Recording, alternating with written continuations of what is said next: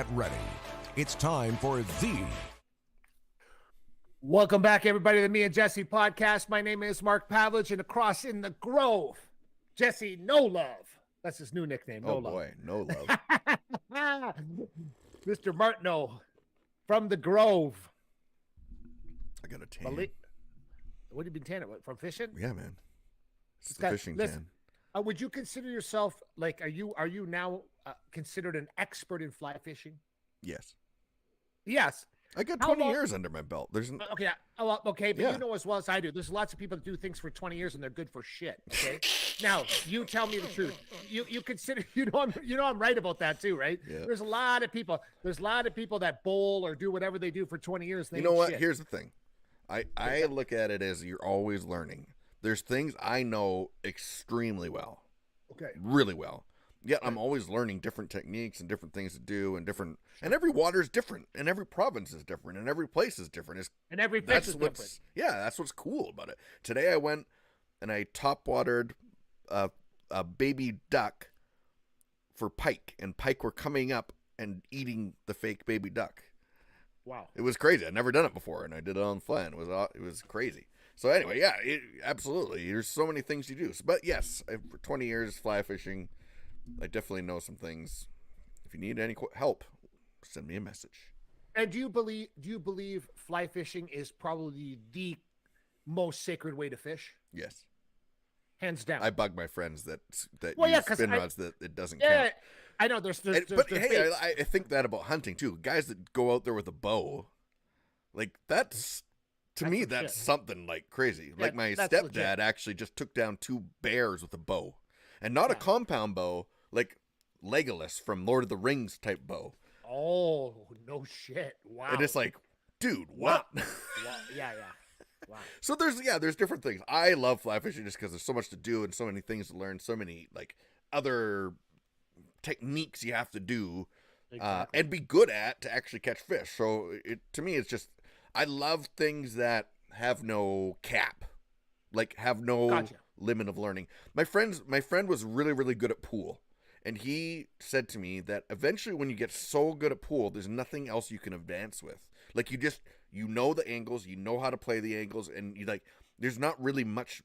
Once you hit the ceiling, that's it. Like there's not really anything else other than just playing other people and trying to figure stuff out. But yeah, so this one, to me, it's just endless in what you could learn and do and where you could go and all that kind of stuff. So yeah, that's why it's so investing. We'll say that. Yes. It might be cheaper if I did drugs. Is that right? Eh? My friend just messaged me today, and he's like, "Man, I need to do the old blow again to try to save some money." Because fly fishing's so expensive. Yeah, fishing in general is, but yeah, fly fishing is extremely expensive. Oh, you can spend like $3,000 on a rod. Oh wow. Yeah, so you're like, and most people have multiple. Yeah, it's that kind of sport, right? It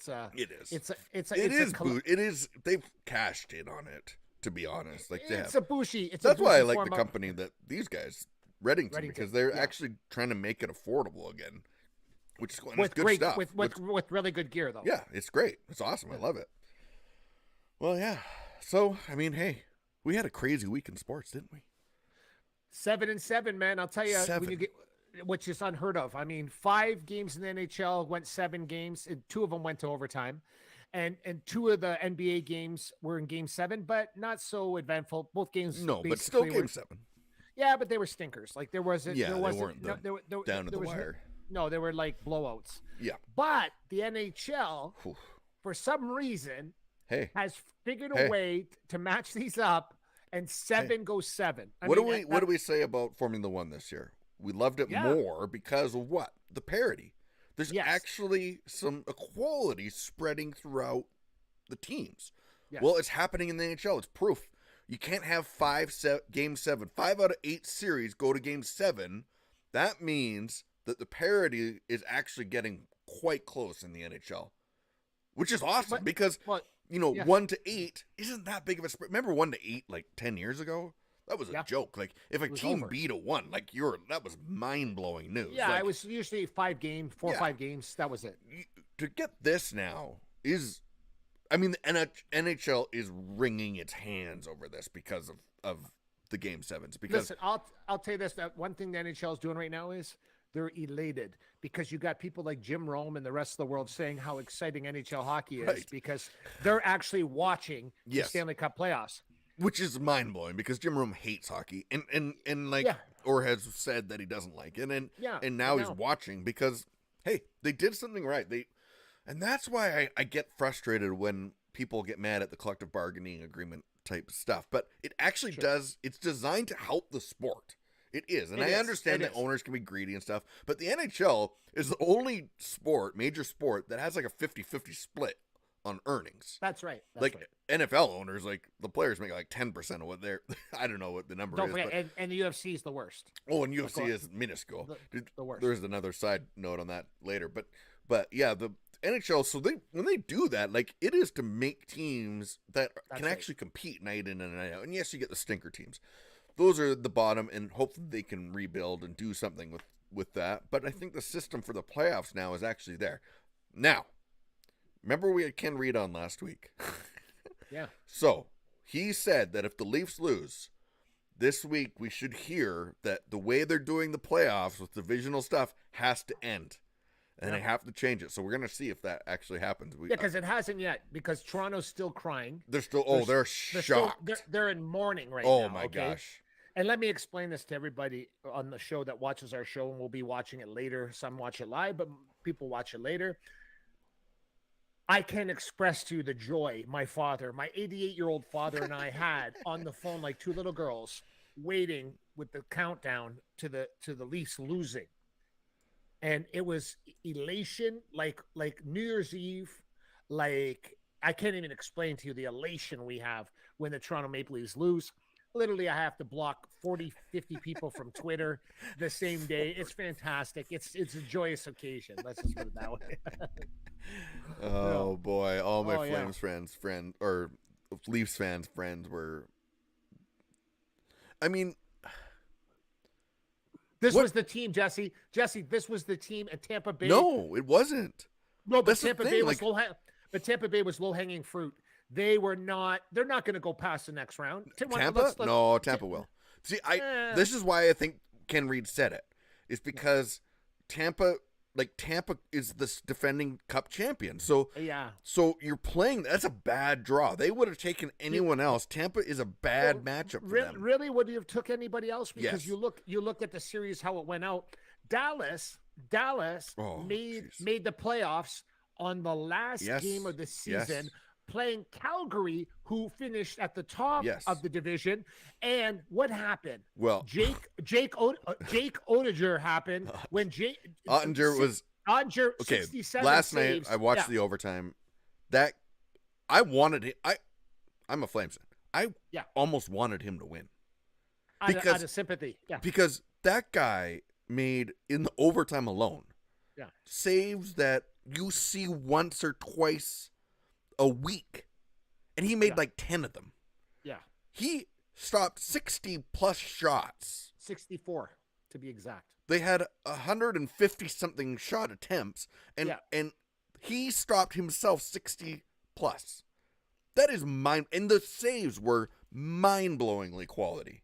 They're saying they should give him the Vezina right now. That they should give him the Vezina, like the Conn Smythe, the best in the playoffs. They said right now, now. You know, honestly, like. That's what happens. Vezina. That's not Conn Smythe. Vezina. I don't think he's up for the goalie Vezina, though. I think it's Mark Strom. No. Vezina's for goalie, right? Yeah, I know. I don't know if he's up for it because they already named the finalists. But they're just saying that, like they should just hand it the to kid. him. Like honestly, like that's what happens in the playoffs, and that's what you need on your team is a goalie that can do that. And he almost did it. He took him to the wire. Nobody had Dallas winning more than 2 games at the most. Yeah, that's correct. Most people had that the only sweep and then the next was 5. I thought 5-6. I had it at 6. 5-6, and you know that's what happens. You get a hot goaltender and it is big trouble. Do you remember Patrick Waugh back in the day? Well, he basically won the Stanley Cup. He won the Stanley Cup that year for Montreal. 93. Yeah, and they weren't even supposed to make the playoffs barely, and he got them against LA against Gretzky. Yeah, he stole basically three of the 4 games they needed. And that's what people don't understand. Like, listen, let's go down the line here though. The Carolina Hurricanes beat the Boston Bruins. That was do you have my picks next to you? I did have them here, but you picked. I picked Carolina. You picked Carolina, right? Yeah. But that was the outside. I said stretch. 7. Yeah, it was 7, but not just 7. It was 7 in overtime. Yeah, So, no, it was down to the wire. Down to the wire. And then we have, of course, the Leafs in Tampa Bay, which is basically euphoric. I mean, it's euphoric. Tampa Bay beating Toronto. Wait, in Toronto, was it? So that makes it even more poetic. Oh, it was. And then we had the Oilers and the Kings. Yeah, no. Which Oilers look like Oilers. They showed up for Game 7. Yeah. They did not show up for 2 games of that series. That's right. But the other 2, we'll they talk look about like, that series. We'll talk about the Battle of Alberta because that's coming. But yeah, and then we had the Rangers and the Penguins. Yeah, and the losing Rangers Crosby, winning obviously, over. was it? Isn't that crazy? And then the Rangers win in overtime. Yeah, I had Penguins as my dark horse team. Of course. I think they could have with Crosby because I agree. You know, I don't know if Crosby has a concussion, which I'm assuming he does. He looked like he did. Yeah, I'm assuming that it's going to be big trouble. Like, boy, it could be the end. And then we had Calgary and Dallas, and we had that was overtime with Calgary winning, right? I mean, it's crazy. So and now we have the Battle of Alberta. And listen, you know what? I got to go on record saying this today. Martineau, Pavelich, and I came up with a pact, okay? And the pact is this. I'm a Detroit Red Wing for life. Yes. That's never going to change. It can't change. Okay. And Martineau is a Montreal Canadian for life, and that's never going to change. But we came up with a pact that finally said, we live in this city of Edmonton, Alberta, Canada. There's no secret, Jesse, that I love this city with all my heart. Yes. There's very few people that can really talk to me about how much they love a city like I love Edmonton, Alberta. I love Edmonton, Alberta. So Martineau and I said, when the beginning of this series started against LA, because our Detroit Red Wings aren't in anymore, and they won't be for a while, and the Montreal Canadiens, what they won't be for a while, we're going to go for the Edmonton Oilers because that's our city. You know what I mean? Yeah, it makes sense. So we were rooting for them during the game in Los Angeles. Yep. I wouldn't consider ourselves Oiler fans, but we are going for them because our teams are no longer in, and they won't be for years to come. You know what I'm saying? Yeah. So now we have the Battle of Alberta, and I know you despise the Oilers, and you are a Calgary Flame fan. True and true. I will be going for the Edmonton Oilers for the sole purpose of that I live in Edmonton, Alberta, Canada. I get it. And that's how I break it down. You now go and give us your prediction on the Battle of Alberta and how that plays out. How that plays out. If the Oilers, because you got to remember, Flames put up multiple 40-plus shot games. Yes, that's right. If the Oilers give up 40 shots a game to the Flames, finished. It is over. It's over. Yeah. If they get 60 shots on Mike Smith, it will be 8-3 games for the Flames. They will absolutely dismantle them. Yes. But has to be under 40, right? Has to be under 33. Okay, yeah. Yeah. They can give up 3 goals. That's it. Markstrom gets hot though. Yeah, he does. He does. And he's up for the Vezina. And people think he's going to win it. He could be the deciding. He could be the player of the series. Solid as it comes. Yeah. It is going to be. I don't know how to predict it. I could see the Oilers. Well, I thought this with the LA series too, though. I thought the Oilers would come out and win like they did in Game 2.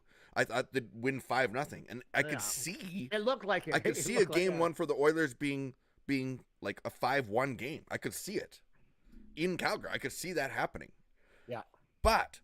Doesn't matter. There's a big question mark here. And this is playoff hockey. This isn't, we're going to see you next week and then a month from now. We're going to see you solid for 2 weeks straight. Yes. And the thing about the Flames is that they have the wily, and again, I didn't like it at first, but I love it now. They have Daryl Sutter. And Daryl Sutter is a tactician with putting together playoff games. And strategies.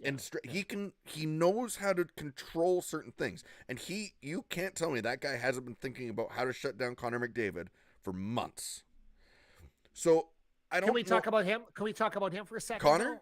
Yeah, can we talk about how Connor has to be what wins the series for them? No, but how he has raised his level of game, which we've been talking about for 2-3 years now.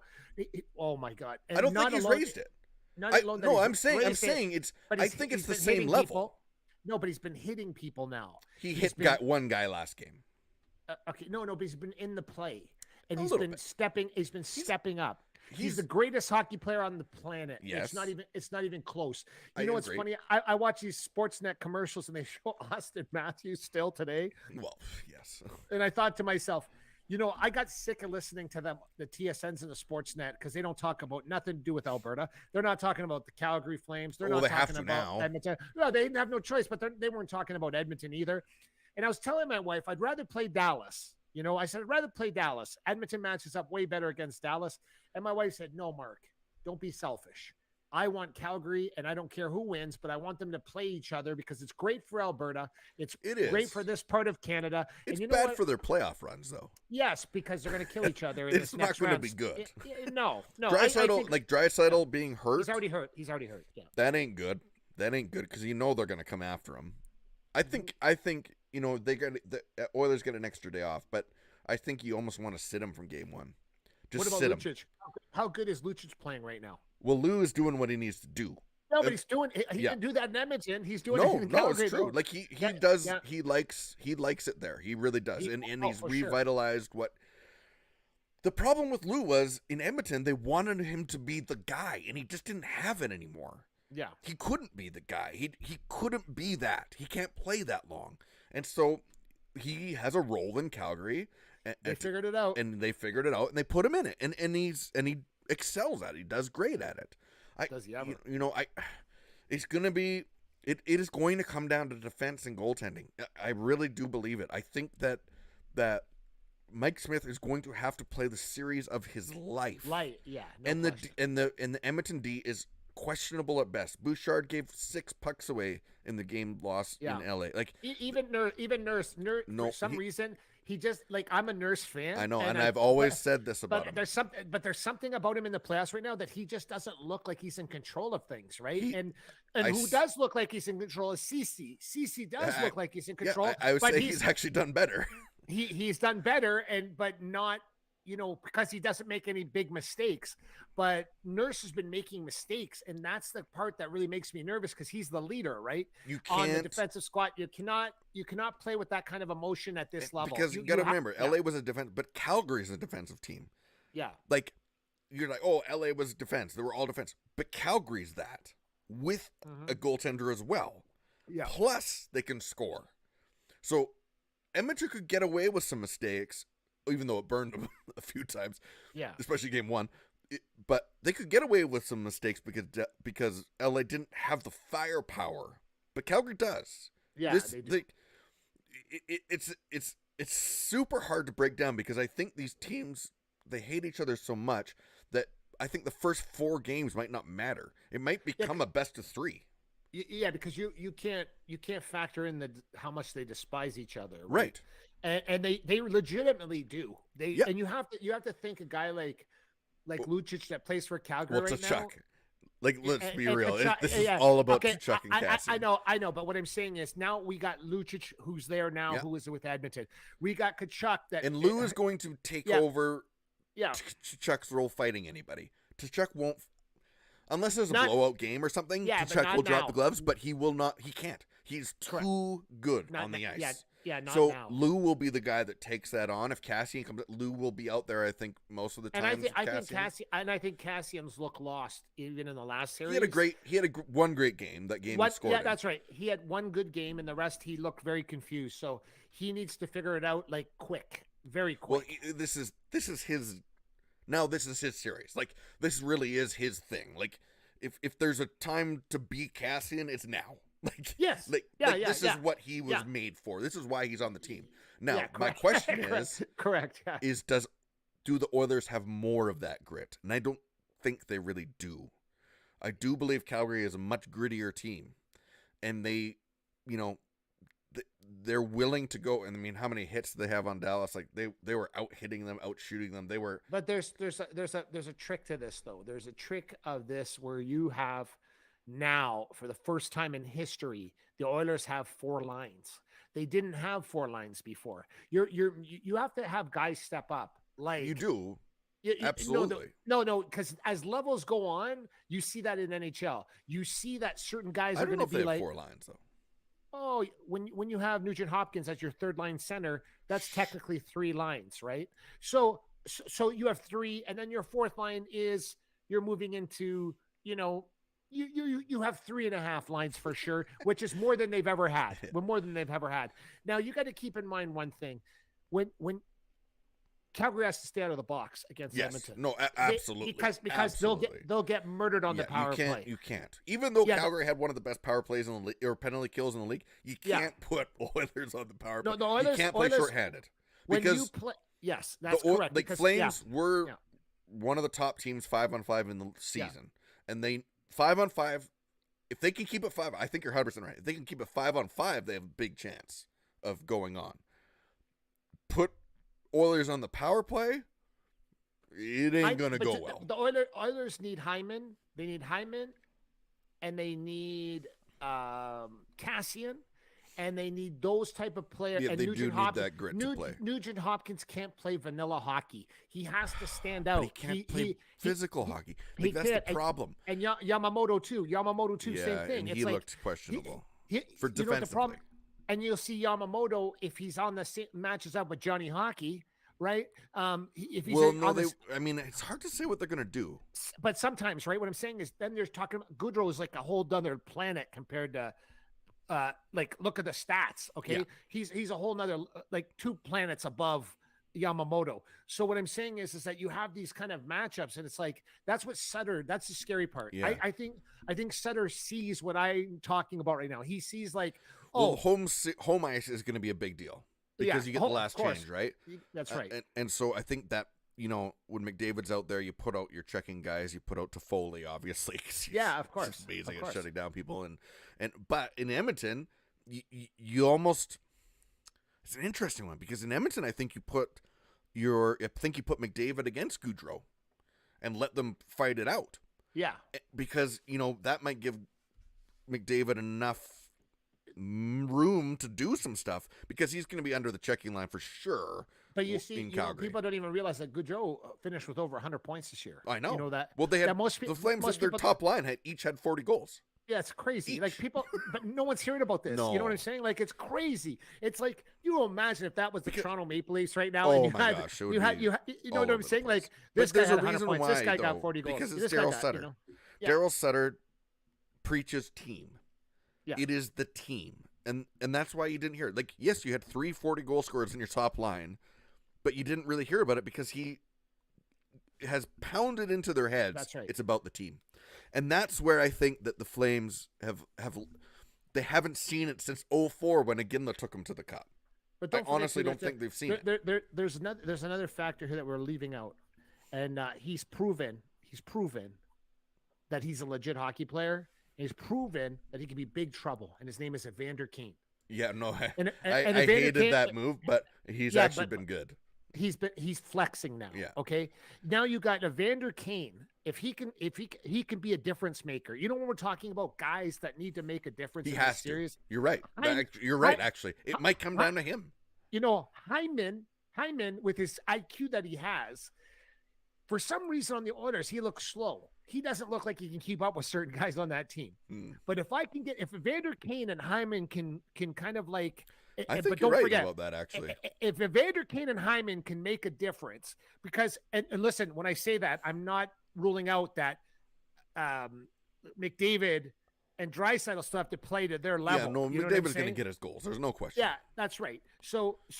But Evander Kane and Hyman have to be the difference. Yeah, I think you're 100% right. I think could come down to them. And Evander Kane is not scared of anybody, including Lucic.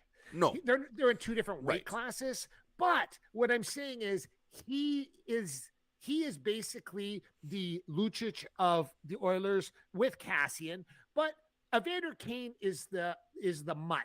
What I mean by the mutt, he's the guy. He's the dog in the fight. He's the guy. Dog with a bone. Yeah, he has to be that guy. Yeah, he does. You're 100% right. If he does it Wednesday and then doesn't do it on Friday, Jesse, this thing's over. if he has to be the dog, like Lucic is the dog. He's the dog the whole every game. He will be. You don't even have to ask him. He proved it in the last series. He's locked in. He knows his role. He knows how many times he's going to hit the ice. He knows exactly what to do.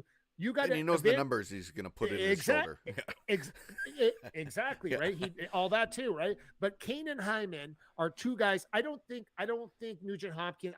I think you won't see him at Edmonton next year. I just think that he's just not delivering what he needs to. And Yamamoto too. I think these guys are too small.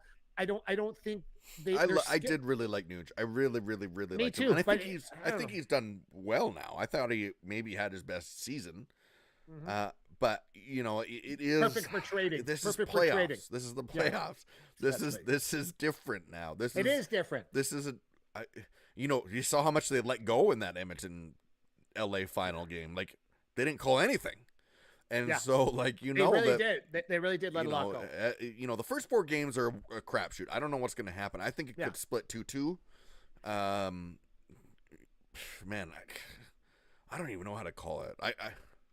It is so hard. One thing I can guarantee people, if they want to watch like hockey to the most highest violent point, you watch this series. Yeah. It is. I'm telling you, I don't think people understand it. We the Calgary and Edmonton are two cities that I don't think this is like an 80s Battle of Alberta again. No. But this is important, right? Yeah. But I think Tkachuk has a way. I'm a Tkachuk fan. Tkachuk. I'm a fan of this kid because he knows how to play the game of hockey. Yeah. He knows how to get under your skin. He knows how to just that stick in the side of your gut. And the Oilers could have had him. Remember that draft? They took Puljujärvi over him because Calgary had the next pick. And there's another one. There's another one right now that should be stepping up, right? Wow. Because his whole career has been like this. He had a flash of it. He gets flashes, right? And it's like, Jesus, if there's another guy, Puljujärvi, I got to write him down too, man. Yeah. Because he's another guy that can just come on, dude, you're a big dude. Get in there. Yeah, well, that's what they thought. And they passed on Tkachuk. I mean, Tkachuk is better than his dad already. He's better than Keith already. And yes. You're like, I mean, again, every team, I believe you need to have one of those. You love them or you hate them. Like if you love them on your team, but you hate to play, it's like Marchand. You hate Marchand. But he's unreal. He can put 100 points up. But you lose focus, and you Esa-Tikkanen was like that. There's always, you need that guy on your team. Maltby, Draper, McCarty, all those guys. They built the Wings built their cups on those guys back. Yeah, fourth line, the best fourth line in history. Oh my gosh, it made the fourth line relevant again. Yeah, and so but yeah, you look at those things and there's so many factors in this series. A 1 game series, I think Edmonton wins game 1. But this is a 7-game series where they got to see each other 2 weeks. It is. I think the first 4 games split, and then it becomes a best of 3. Yeah. It's it's going to be. Listen, I'll tell you all this too. We're not factoring this in. We're factoring. We got the Calgary side, and we got the Edmonton side, but we're not factoring in an injury here. Like you have to understand, Smith is playing semi-fit. He's playing with a kind of an injury. Now you got, like I said, they can't give up 60 shots. Can you exactly what I'm saying, right? So what you're saying, and then you've got to look at, we got Kane, Hyman, Puljujärvi, all these guys. How healthy are some of these guys? And then you got Draisaitl, who's not healthy. No, who's playing? That's playing a big on one. He had one leg the other game. One wheel. Yeah, he's playing on one wheel, and you got Draisaitl, and it's like, oh my god, but also too with Calgary, you don't know Monahan. They don't have their number 2 center. Monahan's out the whole season, correct. And so there's injuries, but I don't. I think as the series goes on, like those things will work on. I don't think it'll be that unless there's another major injury somewhere along the way. But people forget that though, Jesse. When we're talking, same with me when we talk about NFL football. It's a long series. What about NFL football? Listen, can we say this on the show for the first time ever? 5 game 7s on the weekend. Can we finally say there's nothing more exciting than NHL hockey during playoff time? Playoffs is the best. I don't give a shit what anybody says. It's a fact.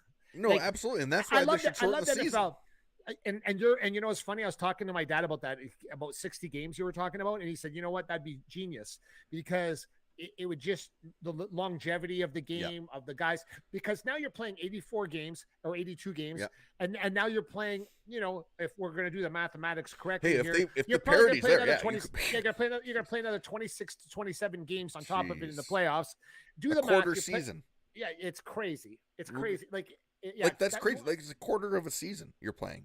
I know why guys are asking for money the way they are now, Jesse, because they're not playing as long as they used to, so they need to get as much money as they can now. Yeah, no, and I think that, you know, if you did a 60-game season, you could pay them in the playoffs, and maybe you should. Like, I the playoff hockey and the system and the tournament that it is there's just second to none. It's got the best drama. You don't know what's going to happen. It's got the best trophy in sports. It's got the best trophy celebration in sports. Hands down. And yeah, you can't really beat it. Like I love the Super Bowl. I love that. Me too.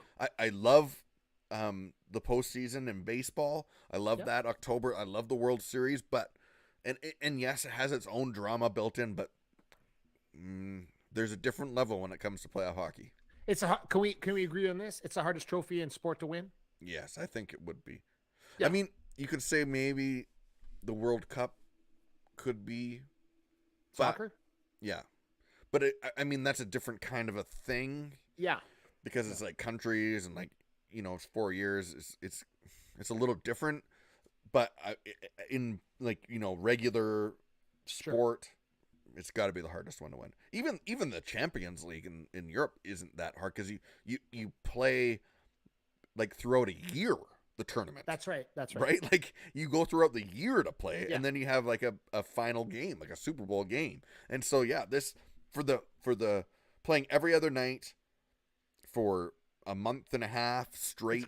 It's crazy. And you need 16 wins. Like that's a lot of wins. 16 wins, and you're going to play about 28 games to get those 16 wins. Yeah, so, Well, and the way it looks now, you could even be playing 28 games. You know, you could be with over and don't forget now we have teams like Calgary. We have teams Carolina. Exactly. That first Rangers Penguins game went to 4 OTs, didn't it? So you're playing two games in one. That's what I'm saying. Like it's nuts. You really got to want this, right? Because with all the money you're making, you'd probably want to go golfing. You have to want it, and you can't think about the pain, because I guarantee you that these guys are already hurting. Yeah, I can't even imagine what Draisaitl's day was today, but I guarantee he was being poked and prodded and being iced filled up with cortisone shots and no cortisone. Oh yeah, man, because I don't know how they're gonna keep this Clydesdale. I think they have to play it safe. It's hard though, but I think you do need to play it safe with them for game one, and see, and then tell that to a kid that's in his 20s that says to you, "I've been waiting my entire life." Know if he does though. Do you think he does? Yeah. Do you think he has that in him? Yeah, I think you don't have to talk about it, Jesse. You like him? He's that guy. Look at his point stats this year. You know what it is with him? He's different. Draisaitl's different, and I like him. You know why I like him? I love him about the reporter when the reporter was cracking off to him, right? And he said, you know, what do you think about this loss? You know, and he looked at the reporter and he says, how do you think I feel? And you know what's funny? Draisaitl's that guy. Yeah, but he never used to be. No, and that's why I think the reporters did that to him. No, but that's okay. The reporter did that. He's not playing the game. He's a reporter. Yeah, okay, he's stick supposed to reporter. To do that. Stick to reporter. Do whatever you want to do. What I'm telling you about Draisaitl is, I saw something different that day. People crucified him for that and said, "Oh, look at him. He's being a baby." I'm like, no, he's not. He's diabolical. Okay, I'm using the word diabolical. Draisaitl is diabolical, and by most accounts, he's a genius. People say he's a very intelligent human being, super intuitive, very introverted human, you know, but when he plays hockey, look at the points he put up this year. Okay? Oh yeah, no question. So you get a guy like that, and he wants to be better than McDavid, and which is great. And now you're playing with the best hockey player on the planet, and you want to be the man. Yeah, my kind of guy. You keep trying to be the man and knock up 110 points or whatever you knocked up this year, and you keep doing that, and one day you will be the best guy on the team. But you know what the crazy part about Draisaitl is? He's also going to be the guy one day when they got to get to that next level and they can't get to that next level. He's your tradable guy. Draisaitl is your tradable guy. Whoa. One, yeah, listen to what I'm telling you. This it'll be on record, me and Jesse podcast, because McDavid's not going anywhere ever. Okay, he's here for life. He can't go anywhere. They'll make sure of it. But Draisaitl's the kind of guy though that he's a top player on any other team in the entire NHL, and what you could get for him would be maybe those top line left winger, Yes, a top defenseman. I just don't think you know? they do that much anymore. Like I could see it happening in 10 years, like when he's not old 10, and like not 10. If they don't go past like a few more rounds this year and next year, then you could see it happen sooner than later, right? Just like you're going to see Austin Matthews end up in Phoenix before you know it, because it's the same thing. Why is he going to play on a team? You got to look at a team like you just lost again. You finished where you finished with all the talent the Toronto Maple Leafs had, and you're sitting on a team right now where you got knocked out in the first round again. Now, but it's the same thing. They're not a playoff team. But what I'm trying to tell you is, so what, Jesse? Perfect. You're making my argument for me. So why would I want to be in Toronto and not in Phoenix, where it's 100 degrees every day? If you don't care, but he wants to win a cup. He's not going to win it in Toronto. So what I'm trying to, I mean, really, they, in all honesty, like really, they should be going deep in the playoffs. 54 years, my friend. They haven't. I understand. But you got to remember, this was the best team. They're not even out of the first round, though. No, I understand. First round. But this year they added more things, and they had the guys in there that maybe could do it. But they're not tough enough either, though, Jesse. And that's the thing. That's what they're not the playoff team yet. They need a few of those guys still. They've got the talent. There's no question. I don't think people are lining up to go to Toronto. I really don't. I think. I don't know. I think McDavid wants to go there one day. Oh, no way. Yes. No way. That's bullshit. You're starting that rumor. Like the Sportsnet guys. People said about Jonathan Taves, and he ended up there. Oh, no way. There's no way he doesn't want to go there. Why would McDavid want to play in Toronto? Because he's from there. Who cares? You don't want to be a Leaf. Because you're from that area doesn't mean you want to be a Leaf. It was his team growing up. You want to play for the team that you loved as a kid. Listen, it doesn't matter. The curse is alive and well. It's been 54 years. Amen to that. And you could go there all you want, but I don't think people are lining up to go to Toronto. And you see, they brought in all these veteran guys, that come in. Well, that was the play for Giordano to try to get him to lead him, but and nothing happened, right? No. So you look at it and you say to yourself, will he be there, Austin Matthews, as long as no? Austin Matthews, if he doesn't go to Phoenix, he might end up somewhere in Los Angeles. That's more his style, He can hang out with Justin Bieber. Okay, here's the thing. Why is it different for McDavid then? If McDavid can't go past this, well, he has to. No, because McDavid has a team where he can go a little bit further, though. He has a team. The Leafs are better than the Oilers. Oh well, we'll see. No, they are. There's no question. Like that's proven. They are. In the season, they are better. But they're not built for playoff hockey. The Oilers are. But that's the argument about the Oilers too. But the Oilers are made more for playoff hockey by bringing in Evander Kane and having, those type of players. You have to understand this. You will see a different Edmonton Oilers playing against Calgary starting Wednesday. I would guarantee it. Well, and I'll also tell you this too. For a guy, the Oilers don't need spectacular goaltending. They just need solid goaltending because they are the team that can put up 7-8 goals on people. Yeah. The Flames will have a spectacular goaltending. Yes, and you do have a spectacular goalie. It will be another LA series for them. They will face that level of defense. Yeah. And so that's the thing. So you're going to have to put up. And so that's what I mean when it comes down to their defense, because you can't give up. LA didn't get 50 shots a game. No. Calgary can put up 50 shots. LA's not even capable of 50 shots a game. No. But Calgary is. I'm sure if you check the stats throughout the year, I don't think they got 50 shots in a game. In a game, I don't think. But that's my point there, is that where it does come down to them playing defense. Yeah. It's one of those things, because there was 2 games in that LA series that Oilers did not show up for. Yeah, they did not show up. They can't afford that. The deeper they go into this, they cannot afford. You cannot have those off games. But I think the Battle of Alberta almost embeds that into people. So this is going to be a mono. Well, that's what I said though. They haven't done this since '91, so they've only ever played once, and then maybe a back to back or day off and back city to city, but they've never gone deeper than that. So we don't know really what's going to happen. Do they fly to Calgary or do they drive? I think they fly now. I think they are flying now. Like there was the bus days, but I think it depends what the team decides to do. The team decides. When people understand this in the world that watch the Me and Jesse podcast about the price of tickets in Edmonton and Calgary will eclipse. Listen when I tell you this. Forget Coachella, forget the World Series, forget whatever you thought you were going to go see. The Super Bowl. This is equivalent to the Super Bowl tickets. The really crazy thing is that this is the Stanley Cup for Alberta. Like, it doesn't matter after this, really. Yes, okay, you want your team to go further, but really, whoever wins this series, Stanley Cup. Yeah, whoever wins this series, and if they get knocked out the next series, it doesn't matter. It's kind of a successful season, yes. Except for Calgary. Calgary's probably was during the season was probably expected to go a titch farther. I don't like. I it's hard to say because I didn't know if that was going to be the case. Like, I think a lot of people were surprised at how well they played this year. No one put them on being the first in that division at all. But they went 7 against Dallas, and the reason why is because Dallas played them tough. Dallas and they ran into Ottinger. Like that guy was unbelievable. I hope he's up for a contract. I hope he's up for a contract this year. He was unbelievable. Yeah. Like I was like watching, and I'm like, I can't believe like. There's shot and like the guys are like holding their heads like, what do we have to do to beat this? And the team should be disappointed in the Dallas. I mean, let's be honest. They nobody gave him a chance. Remember, nobody gave him a chance in this series. But what I'm saying is that they hung their goalie out for 67 shots. Come on, man. Yeah, but that shows Step up.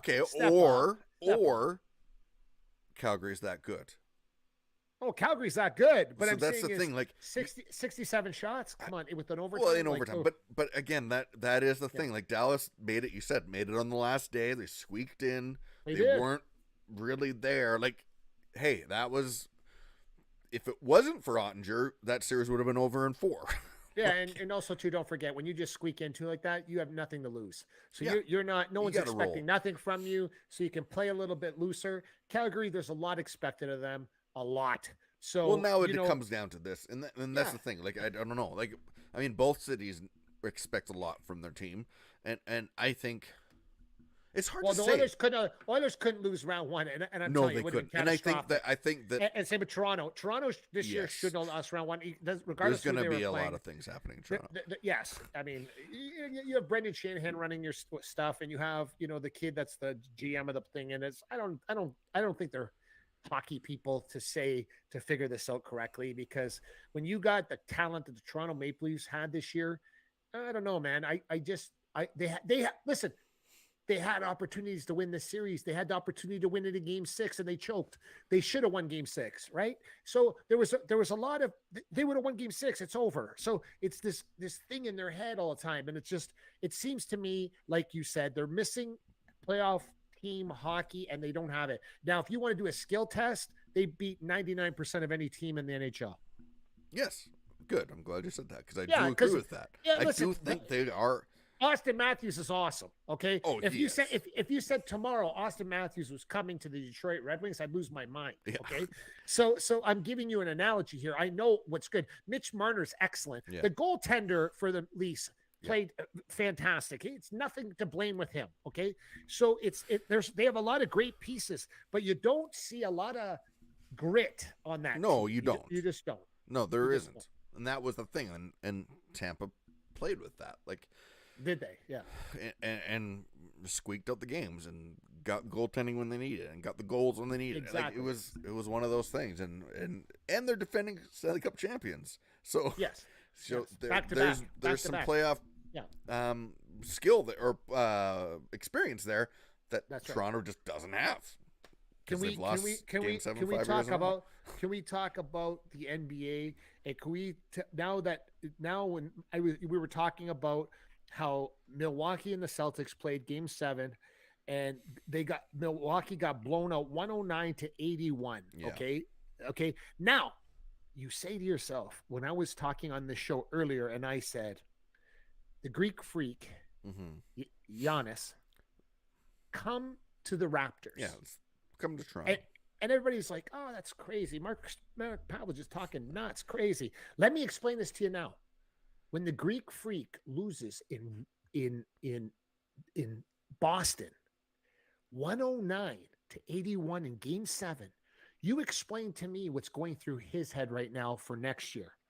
Well, guess what, everybody? I don't have a team that I can get those other. No, they lost. 20, they did. 20, they 30 points. They won last year. year.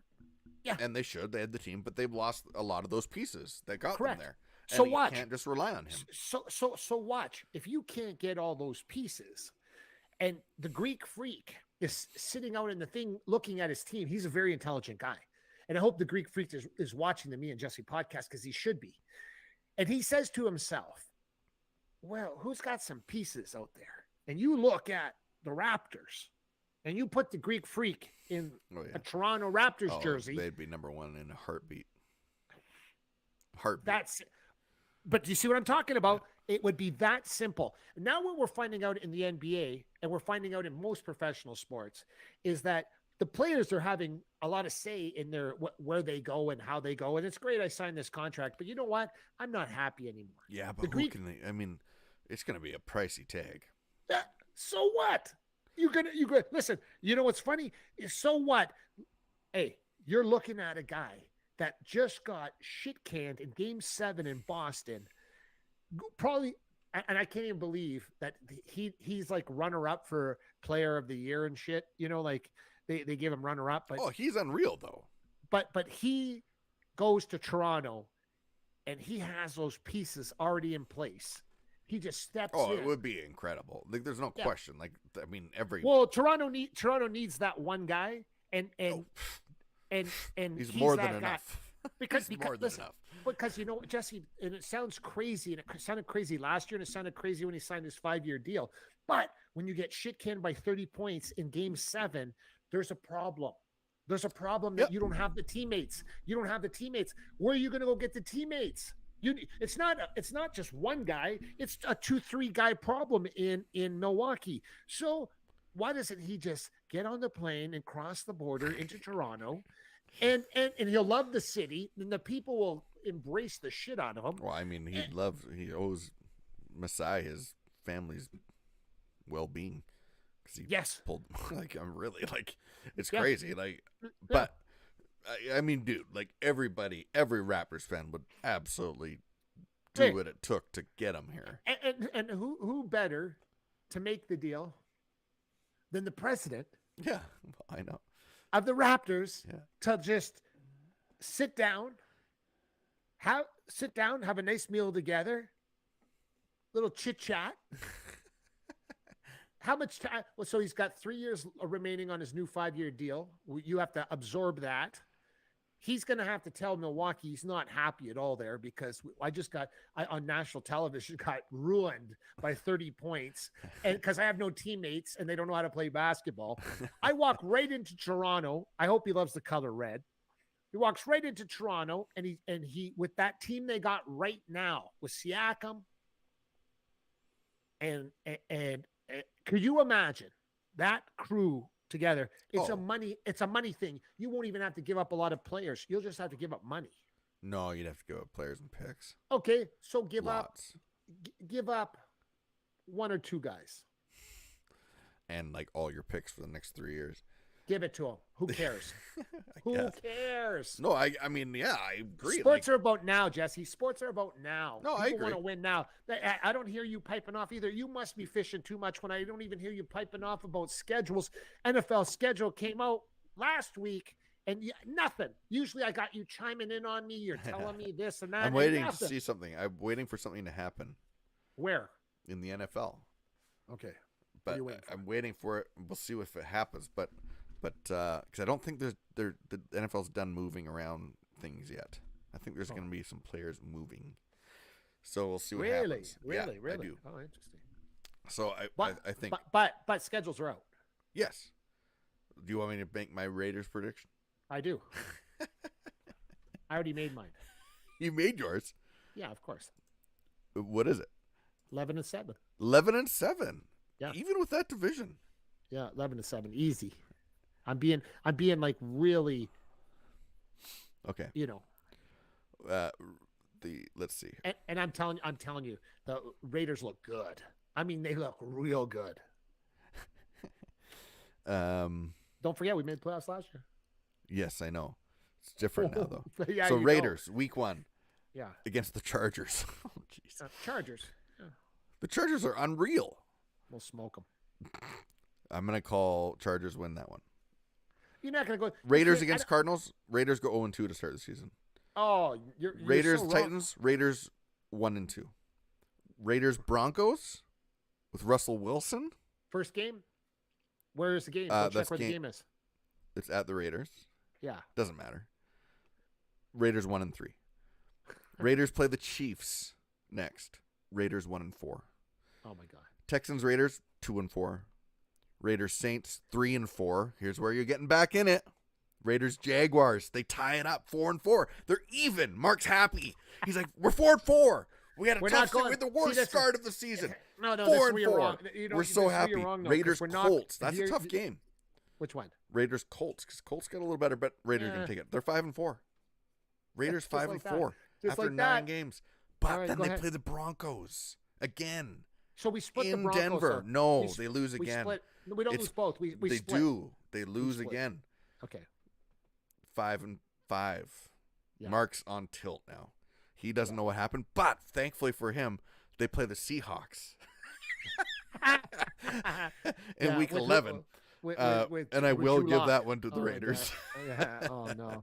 Poor Jesse. 6-5. Now here's where it gets interesting. Yeah. Because the Raiders play the Chargers again, and this time the Raiders win. 7-5. Then the Raiders play the Rams. I think the Rams are going to be horrible this year. I'm going to give it to them. Jesse, you have me at 8-5. I know. Holy smokes! Then the Raiders play the Patriots. This is a tough one because this is no one knows about the Patriots. I know this is a hard one. Yeah, that's a tough one. But I'm going to give it to the Raiders. Okay. Then they play the Steelers, and the Steelers are ass. They're nothing. What are we at? Jesse, you're at 10-5. Jesse. I know. We're then they play the 49ers. Oh, good game though. Could be a good game. No, it won't be. It'll be horrible. And the Raiders are going to win that one. It's 11-5. Jesse's got me at 11-5. And then they play the Chiefs, and they're going to lose that one. I don't care. Go ahead. There's 11-6. I think they're going to be 11-6. No, isn't it? That's 17. Did they say 17? Yeah. I'm going to go 10-7. No, you just 11-6. I'm going to give my official prediction for the Raiders is 10-7. Wow. You know what? No. Scratch it off. I'm going 11-6. I said 11-6 too. I'm good with that. Jesse, Jesse, for the first time ever. For the first time I'll ever, Jesse Martineau, Mark Pavelich, 11-6, 11-6. Well, they've made it much easier this season. 11-6, 11-6, bro. And you got me starting out like horrible. But did they make the playoffs? That's the question. 11-6, you make the playoffs. No. Oh, that is undetermined this year because that division, they're not going to win the division. They're going to be a wild card spot. But we were 10 and what were we? 10 it doesn't matter. Last year, you got to remember now. Now they have other teams in there that are awesome that they're going to be fighting. Yeah. That winner of the wild card this year might have to win 12 games. Let me explain this to you. If I go 11-6 and don't make the playoffs, I'm still okay. So no, I'll take 11. But I think I'm going to say that wild card. That's going to be an interesting. I think you might have to win 12 games to get a wild card. You know what? I'm not sold on the Denver Broncos yet. Oh, dude, you have to be. I know people are saying that. You yourself love Russell Wilson, and you know what he did on the Seahawks. So good. Because now you know what he did on the Seahawks, and the Broncos are better. He has a line. He has an offensive line, and he's got assets. Yeah, he does. He does. And the coaching's good now. Yeah, like I'm curious to see how him. Oh, it's going to be interesting. Sure, but him and Elway's relationship go. Oh. I'm very curious on that. They're both the same guy. Yeah, the same guy. Like really, like they're both like everybody loves them. They're amazing Elway interviews. Like Elway can do anything. Who can say anything bad about Elway? Like everyone loved Elway. So I think it's the same. Like you could trash talk Russ Wilson, but everyone knows Elway, it doesn't work. Never won the big one though. Elway didn't win the big one, did he? Yes, Elway did win a big one. Did he? But yeah, dude, Broncos. That division is crazy good. I mean, hey, the NFC West was that with the, just a couple years ago with the Hawks and the Cardinals and the. Well, Jesse, you know what people are doing now though? They're Rams? getting older.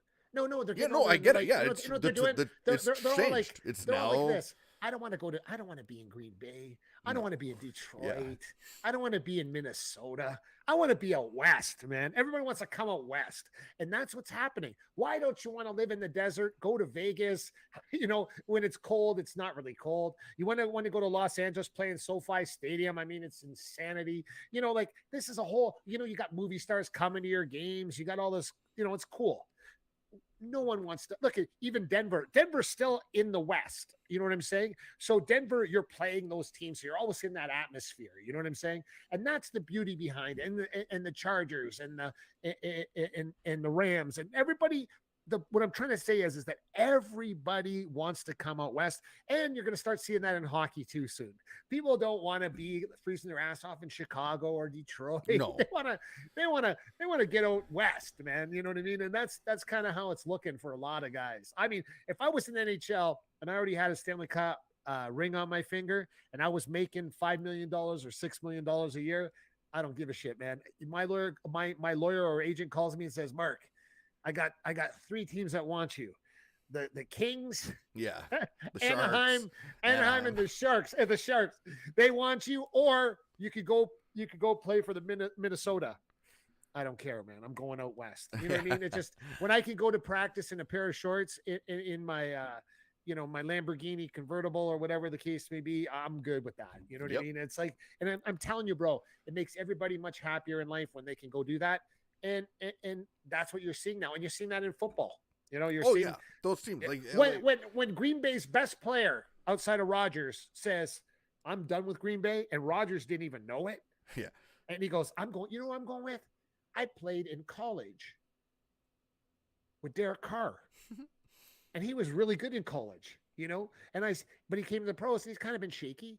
But he goes, you know what? If I get out there with him, maybe I can rejuvenate this whole." This whole way of doing things. And it's like, and no one saw that coming. Even Rodgers didn't see that coming. No. And then and then you know what the crazy part was? I was thinking to myself, maybe this isn't over yet, right? Because Rodgers, after this year in Green Bay, when he takes a shit kicking in Green Bay this year, he's got about 2-3 years left in him. And he goes, oh yeah, I'm going out to the desert. Yeah. I'm going out to the desert, and I'm going to throw to my guy. And Carr can decide where he's going to go after that. Press box. Yeah, with his brother. With Baker Mayfield. Yeah. Oh, that's a tough one too, eh? Oh my God, that's crazy. Don't forget next week too, holiday. Yep. In Canada, is it an American holiday? I think so. Is it okay? What so it is though. It may long weekend next week, and then Memorial Day? Yeah, that's right. Yes. So we'll be off. And then the week after, we have Kentucky Derby, Belmont Stakes, Kenny Rice. Yeah, on the show. I would like the horse to be on the show. Oh, could you imagine? No, but Kenny's been in MMA. He's been in NFL. He's been in horse racing. He's been commentating all those events. He's going to be on the show on the 30th, but we're off on vacation next week. Don't forget, we have Crystal Glass for all your glass needs and meatheads. Butcher shop with the actual fish and meat. And I was in there the other day, and I'm telling you, it's definitely not for vegetarians. Good. Well, all those things in there are vegetarians. Yeah. That's what makes them so delicious. Uh-oh. I'm not checking my inbox tonight, man. No way. That's Mark Pavelich. I'm Jesse Martineau. Hey, crazy in another couple of weeks in sports coming up. Yeah. Don't know what's going to happen. We'll see. Yeah, for sure. But if you don't know what to do, go fishing. Yeah. Good point. Or hiking. Sure. Yeah. Until next time, this has been Me and Jesse Podcast. We'll see you next time. Thanks for watching the Me and Jesse Podcast. Follow us at Facebook.com/Me and Jesse.